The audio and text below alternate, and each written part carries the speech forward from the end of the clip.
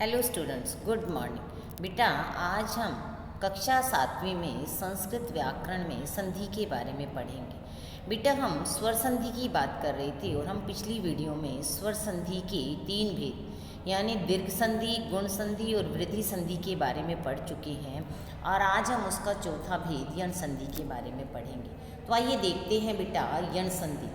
अब यण संधि, इस यण संधि में क्या है बेटा, पूर्व पद के अंत में ई उ री री ये आ जाए और इनके बाद उत्तर पद के आरंभ में इनसे भिन्न स्वर आ जाए, यानी ये चारों न होकर इनसे अलग कोई भी स्वर हो तो इनको क्रमशः क्या है, ई को य, उ को व, री को र और री को ल आदेश हो जाता है।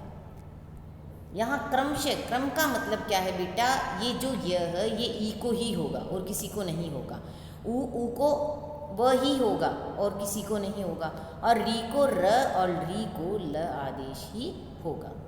देखिए जैसे इति प्लस आदि, इति अब त में ई है और उत्तर पद में आ है, यानी दोनों भिन्न स्वर हैं।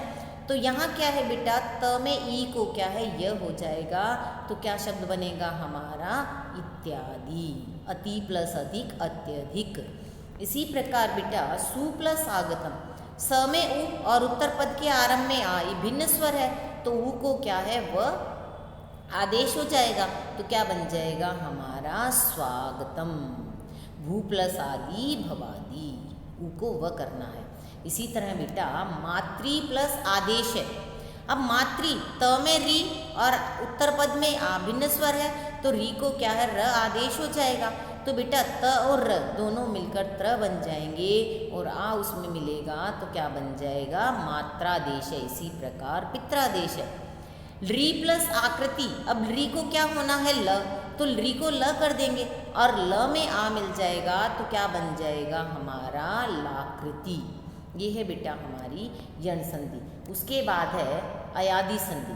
देखिए बेटा ये नाम से ही स्पष्ट हो रहा है इसका अय आदि, यानी अय आदि आदेश हो जाते हैं। देखिए पूर्व पद के अंत में ए, ऐ, ओ, औ ये आ जाए और इनके बाद उत्तर पद में कोई भी स्वर आ जाए तो इनको क्रमशः क्या है, ए को अय, ऐ को आय, ओ को अव और औ को आव आदेश हो जाते हैं। इसमें भी बेटा क्रमशः मतलब वही है, क्रम है इनका कि ए को अय आदेश ही होगा, ऐ को आय ही होगा, ओ को अव और औ को आव आदेश ही होगा। उदाहरण देखिए ने प्लस अनम, अब न में ए उत्तर पद में कोई भी स्वर आ जाए तो ए को क्या कर देंगे अय आदेश, तो ए को अय आदेश कर दिया हमने तो क्या बना बेटा बताइए, न में अय कर दिया नयनम, क्या बना नयनम। चे प्लस अनम करेंगे तो क्या बनेगा बेटा बताइए, क्या बनेगा चयनम। गई प्लस अकै, अब ऐ को आय आदेश कर देंगे हम, इस ऐ और अ को आय आदेश करेंगे तो क्या बनेगा गाय और अकह उसमें जोड़ देंगे तो क्या बनेगा गाय कहे। अब गई के बाद अगर इका हो बेटा, यहाँ इका गई को आए तो क्या बन जाएगा वो बताइए, क्या बनेगा गायिका। ठीक है, अब यहाँ नई प्लस अके नायक है और नई प्लस इका नायिका, क्या बन जाएंगे बेटा ये गायक है नायक है।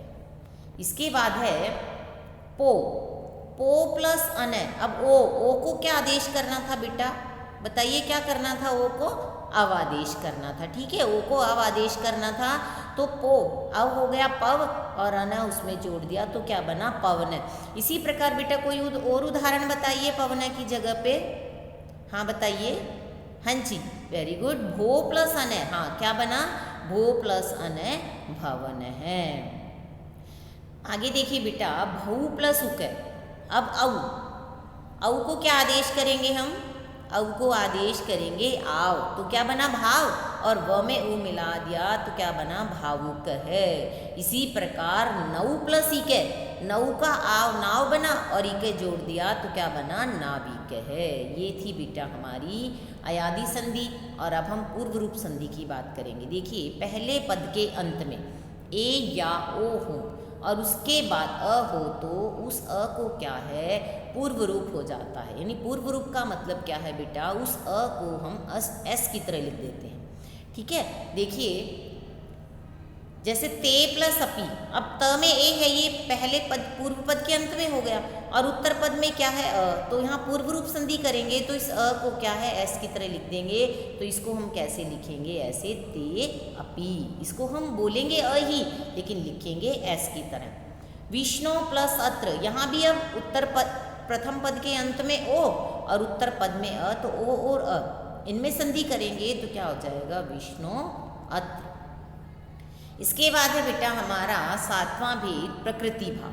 प्रकृति भाव यदि द्विवचनांत, यहाँ द्विवचनांत का मतलब क्या है बेटा, द्विवचन के अंत में ई उ या ए के बाद कोई भी स्वर आ जाए तो वहाँ संधि नहीं होती।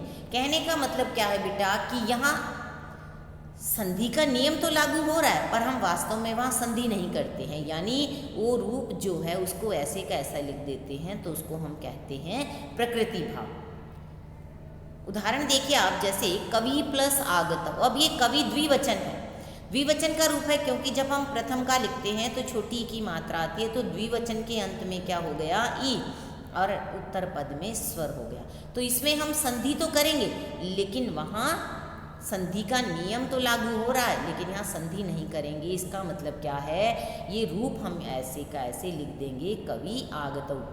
इसी प्रकार बेटा लते प्लस ई में, अब लते लता का द्विवचनांत रूप है और ई में ई हमारा स्वर है, तो इसको भी हम क्या लिख देंगे लते ई में। इसी प्रकार बेटा हमारा साधु अत्र, अब साधु भी हमारा द्विवचन का रूप है क्योंकि एक वचन में हम क्या लिखते हैं छोटा ऊ, और ये द्विवचन है तो साधु प्लस अत्र, इसको हम क्या लिख देंगे साधु अत्र। ये थी बेटा हमारी स्वर संधि और स्वर संधि के भेद। मुझे पूरी उम्मीद है कि ये आप लोगों को अच्छे से समझ में आ गई होंगी। बेटा इन स्वर संधि को अगर हम नियम के अनुसार करेंगे तो वो हमारे लिए बहुत आसान होगी, बिल्कुल भी मुश्किल नहीं होगी। धन्यवाद।